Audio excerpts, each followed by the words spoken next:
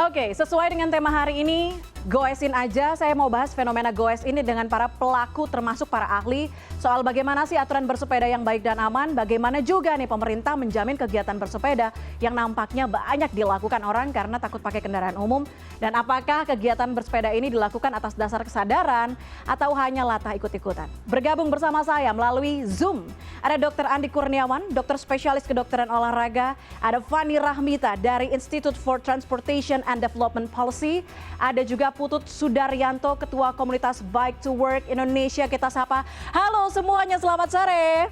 Selamat sore, Mbak Puspa. Oke, saya akan ngobrol-ngobrol dengan ketiganya, tapi nampaknya kita harus jeda dulu. Jadi Anda akan kembali lagi dengan saya, kita bahas soal sepeda. Tetaplah bersama kami di CNN Indonesia Connected.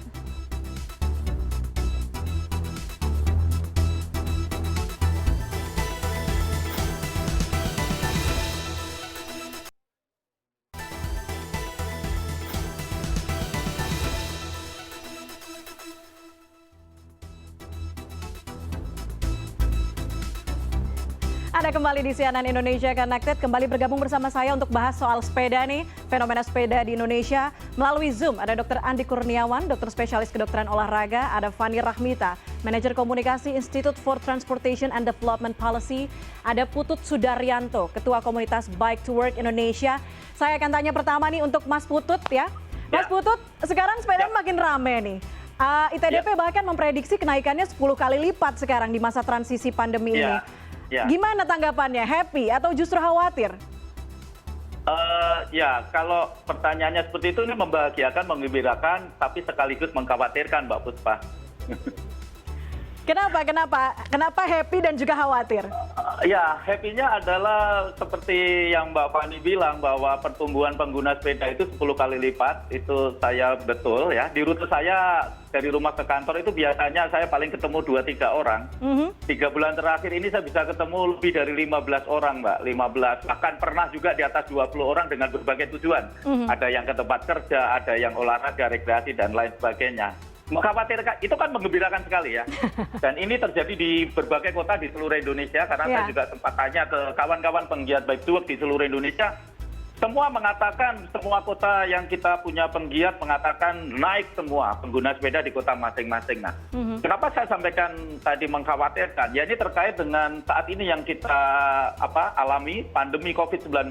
Jadi saya masih melihat banyak sekali kawan-kawan yang abai, mohon maaf, saya harus sampaikan, mengkhawatirkan ini adalah karena abai terhadap protokol kesehatan, kemudian abai terhadap aturan lalu lintas. Nah, ini betul-betul mengkhawatirkan sehingga akan membuat jalan raya itu menjadi tidak nyaman untuk teman-teman pengguna kendaraan yang lain. Jadi seharusnya kan kita sama-sama gitu sih, Mbak. Protokol kesehatan terutama saya masih melihat banyak sekali yang abai. Nah, ini betul-betul mengkhawatirkan, dan saya takut sekali ketika teman-teman sepeda ini karena kegiatannya menjadi kluster baru penyebaran COVID gitu.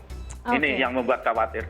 Oke, ada ketakutannya juga ya, walaupun kayaknya jadi banyak temen gitu sekarang sepedaan. Oke, sekarang saya ke Mbak Fani. Mbak Fani, saya harus nanya nih, sepedaan juga nggak sih? Semenjak pandemi saya sepedaan karena udah lagi menghindari transportasi publik, jadi sehari-hari sebenarnya naiknya public transport. Oke, tapi di masa transisi ini banyak yang akhirnya shifting, memilih sepeda daripada naik ojek mungkin, atau masih takut gitu naik transportasi publik. Nah, dengan banyaknya pesepeda, artinya juga ada peluang kecelakaan yang semakin tinggi. Sejauh ini Mbak Fani ngelihat hak pesepeda sudah diberikan dengan baik belum sih, khususnya di kota besar seperti Jakarta ini? Kalau dari proyek atau program yang sudah kami coba advokasi baik di Jakarta maupun di kota-kota lain di Indonesia, sampai saat ini kota-kota di Indonesia ini memang belum banyak yang mengakomodir keamanan dan kenyamanan dari pesepeda itu sendiri gitu. Sebenarnya momen meningkatnya jumlah pesepeda, terus juga adanya perpindahan gaya hidup ini harusnya jadi momen yang harus diambil pemerintah kota dan juga pemerintah nasional untuk bisa meningkatkan keamanan dan kenyamanan para pesepeda. Jadi harusnya ini jadi momen untuk bisa kita punya kota yang bisa ramah pesepeda dan juga menjamin keamanan dan keselamatan para pesepeda. Oke. Dokter Andi, Kalau mendengar pernyataan dari Mbak Fani, kemudian Mas Putut, kayaknya sekarang banyak orang yang apapun motifnya yang penting sehat gitu ya. Ada yang mau emang olahraga pure atau memang cuma ingin senang-senang dengan teman. Tapi setelah pandemi ini Dok, apa yang harus disadari oleh pesepeda ketika melakukannya di ruang terbuka? Karena tadi semakin banyak orang kok jadi khawatir gitu. Iya, oke. Sebenarnya seperti Mas Putut tadi ya, jadi ada good news dan bad newsnya. Sebenarnya ketika kita bicara orang berpindah ke sepeda, yang pertama mereka menghindari public transportation, mungkin seperti Mbak Fani ya. Terus kemudian dengan bersepeda itu juga meningkatkan imunitas, bisa sambil berolahraga sebagai part of daily exercise mungkin. Terus kemudian yang ketiga, ketika kita menggunakan sepeda itu mungkin social distancing atau physical distancingnya lebih mudah dibandingkan berlari atau naik jalan. Menghindar orang itu lebih gampang gitu.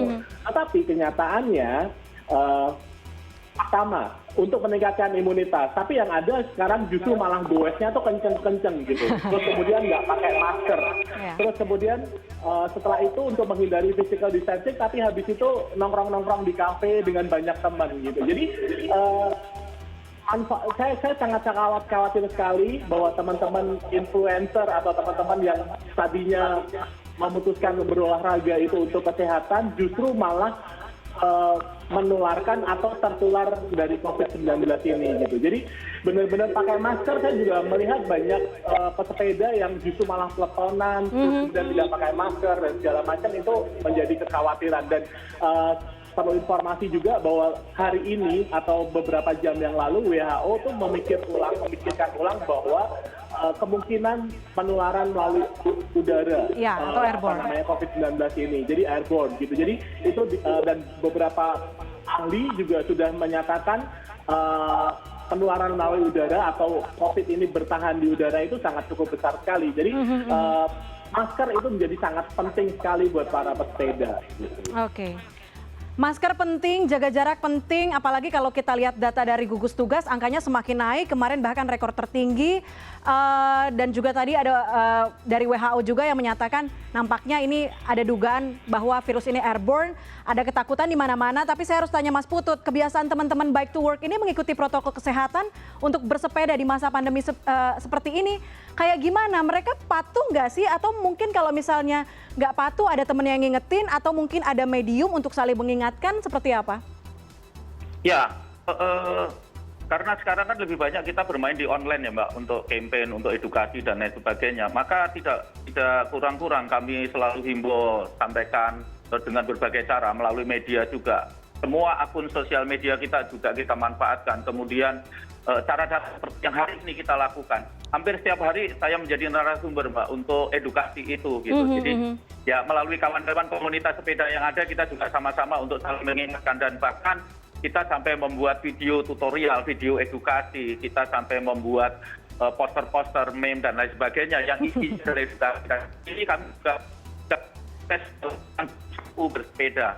Yang insya Allah nanti dalam waktu dekat kita akan rilis bersama-sama dengan kawan-kawan yang lain. Nah ini upaya-upaya ini terus kita lakukan. Sehingga kekhawatiran tadi saya dan Dr. Andi itu betul-betul kita bisa bisa reduce. Jangan sampai kita mau sehat malah menjadi beban untuk masyarakat yang lain begitu. Iya, mau ini sehat. Tanggung jawab moral kami juga, beban tanggung jawab moral kami juga. Ya ayo sama-sama kita tetap bersepeda, tapi kita tetap sehat dan membantu pemerintah, membantu masyarakat semua untuk pencegahan COVID ini. Oke, semua orang mau sehat nih Dr. Andi. Kita lihat mungkin untuk orang-orang yang sekedar ikut-ikutan pun ada tujuan untuk kesehatan di dalamnya ya. Apalagi di tengah pandemi yang menuntut orang harus selalu dalam keadaan sehat. Tapi bagaimana kemudian menjadikan bersepeda adalah kegiatan yang betul-betul menyehatkan? Oke, jadi lebih baik itu ketika misalnya kita bersepeda itu sebagai bagian dari transportasi kita gitu. Jadi misalnya kita harus ingat juga bahwa pemerintah itu agak melonggarkan PSBB itu lebih karena ekonomi. Jadi lebih karena ekonomi dibandingkan masalah kesehatannya atau public health-nya ya. Nah, jadi saran saya teman-teman itu misalnya seperti bike to work ke kantor atau kita bekerja itu bersepeda. Tapi ketika kita melakukan olahraga itu sebaiknya masih di rumah saja gitu, jangan di luar rumah gitu.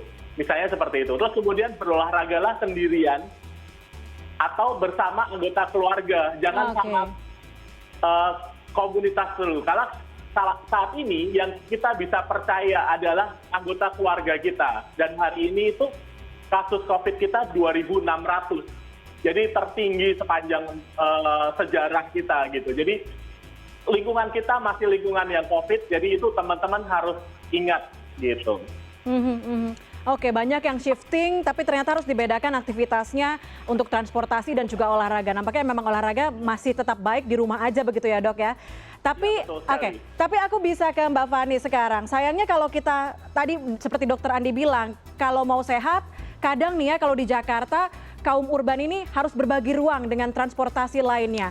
Kita kalau mau ke kantor pakai sepeda, kita harus rebutan jalan sama motor atau mobil mungkin ya. Tapi kalau motor dan mobil udah ada aturannya berkendara di jalan raya. Gimana kemudian dengan sepeda Mbak Fani? Sebenarnya aku setuju banget sama tadi dokter Andi bilang.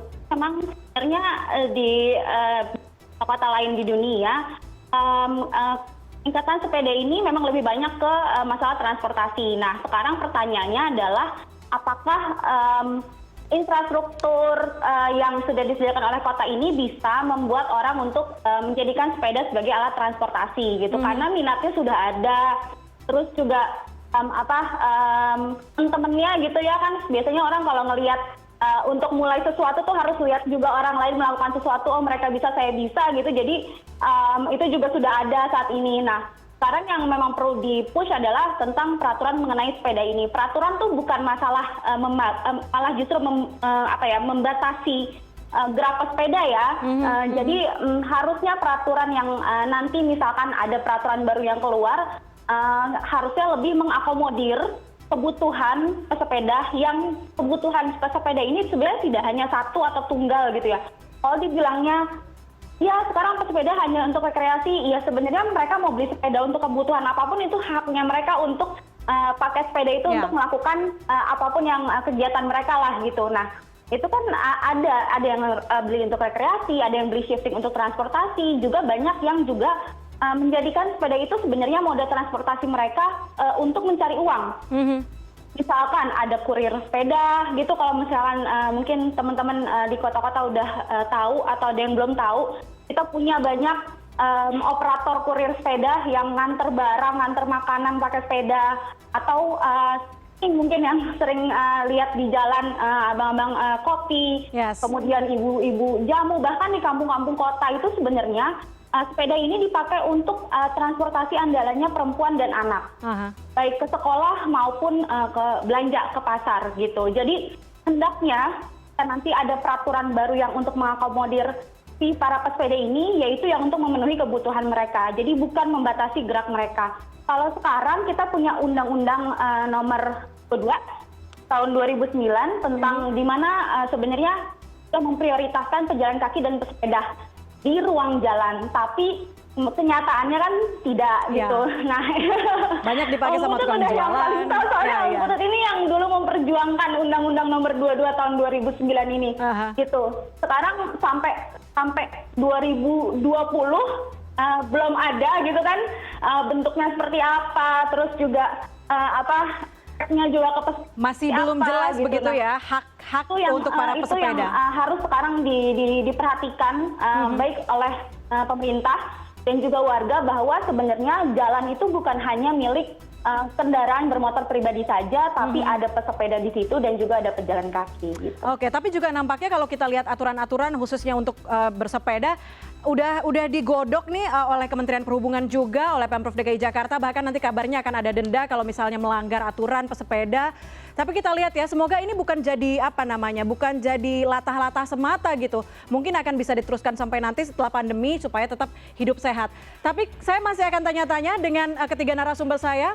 Jadi jangan kemana-mana, tetaplah di CNN Indonesia Connected.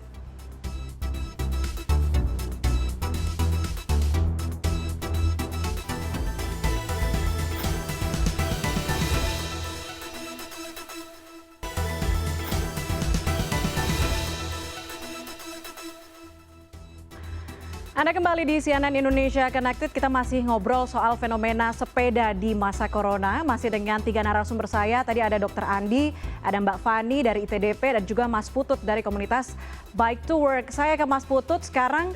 Mas Putut, kan katanya nih nanti ke depannya akan ada denda, akan ada hal-hal yang dibuat aturannya untuk para pesepeda. Nah, gimana kemudian nantinya untuk menghindari hal-hal yang seperti itu, hal-hal yang tidak diinginkan? Kan banyak nih newbie sekarang, Mas. Tips and triknya untuk memulai bersepeda seperti apa? Ya, gini Mbak Sulfa, pedomannya adalah bahwa kita harus pahami dulu, bersepeda itu banyak sekali kebaikan. Maka kita harus lakukan dengan cara-cara yang baik.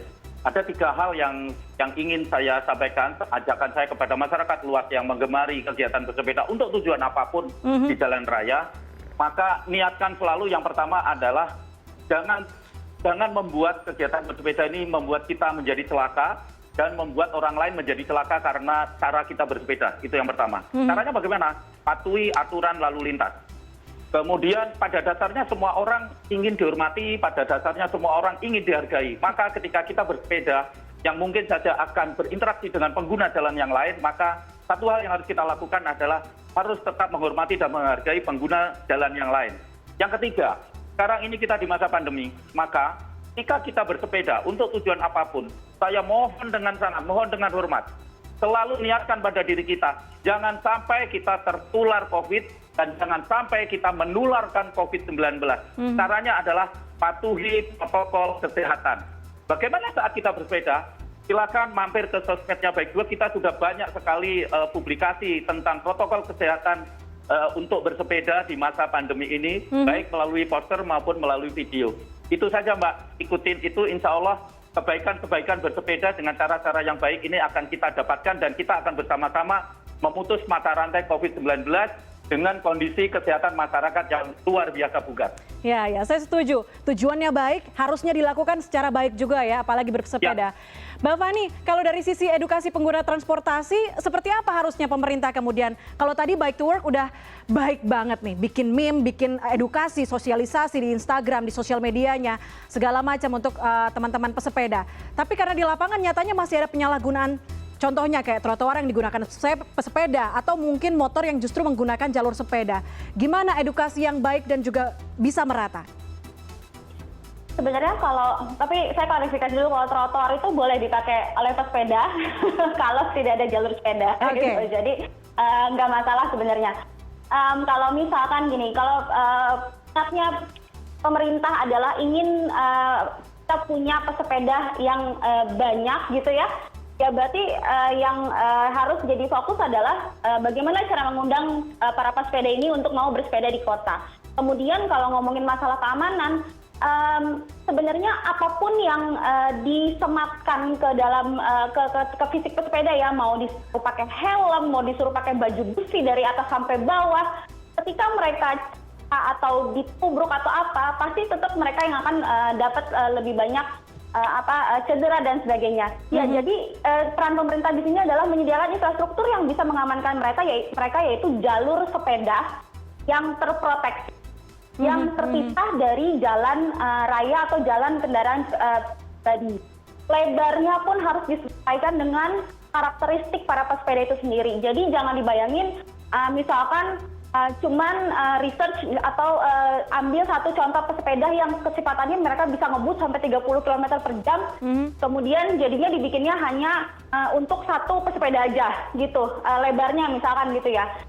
Kan kita punya banyak pesepeda yang tadi saya sebut, ada yang mau santai jalannya, ada yang mau ke kantor buru-buru, ada yang jualan gitu. Jadi ketika nanti bikin infrastruktur itu ya harus untuk mengikuti kebutuhan dari para pesepeda ini sendiri gitu. Jadi peran pemerintah di sini sebenarnya lagi sangat penting sekali untuk bisa menjamin keamanan dan keselamatan pesepeda, selain pesepeda itu sendiri juga menjaga dirinya lah.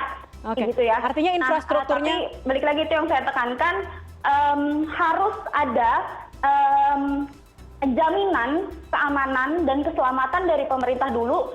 Apalagi udah ada undang-undangnya di mana prioritas itu harusnya pejalan kaki dan pesepeda dulu di jalan raya karena yang paling rentan. coba diimplementasikan dulu, kemudian baru kita ngomongin masalah sanksi dan sebagainya. Kalau belum dijamin. Kayaknya kalau ngomongin denda atau sanksi masih kejauhan gitu ya. Ya, tapi infrastrukturnya masih minim, kemudian jaminan untuk para pesepedanya belum ada gitu. Tapi kalau di luar soal, kalau di luar soal infrastruktur yang mungkin belum minim, mungkin orang masih sepedahan di wilayah dekat rumahnya gitu, atau di jalur khusus sepeda beneran gitu. Tapi kan kapasitas tubuh orang berbeda nih. Saya ke Dokter Andi. Kapasitas tubuh orang berbeda-beda, artinya olahraga pun juga bukan perkara mudah kalau dilakukan bersama-sama seperti yang banyak belakangan dilakukan. Bagaimana kemudian kita menyadari kekuatan fisik supaya siap sepedaan gitu bareng sama sahabat? Iya, ya.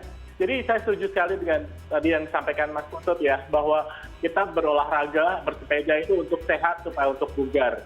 Dan yang paling penting adalah kita harus bisa listen to our body, dan know your limit, tahu batasan kita itu seperti apa gitu.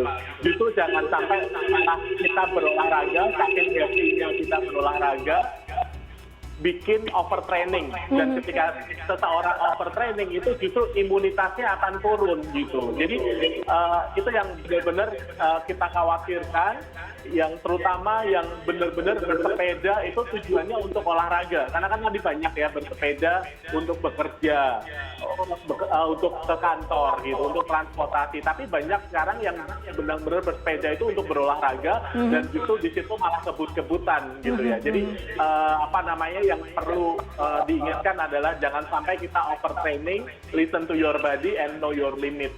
Oke, artinya demam sepeda ikut-ikutan, latah boleh, tapi tetap harus ingat karena kita lagi di masa pandemi, ingat protokol kesehatan, pakai masker, tahu diri kita sendiri, tahu batas diri kita sendiri. Kalau capek beristirahat gitu ya intinya ya. Dan juga sadar dengan masyarakat sekitar. Artinya kita bertransportasi dengan sepeda ini tidak sendirian, banyak orang-orang yang menggunakan transportasi publik lain yang juga kita harus berbagi ruang dengan mereka. Oke, baik, terima kasih banyak Dr. Andi Kurniawan, dokter spesialis kedokteran olahraga. Terima kasih juga Fani Rahmita dari Institute for Transportation and Development Policy, dan juga Mas Putut Sudaryanto. Terima kasih banyak Ketua Komunitas Bike to Work Indonesia. Stay healthy, stay safe. Salam goes.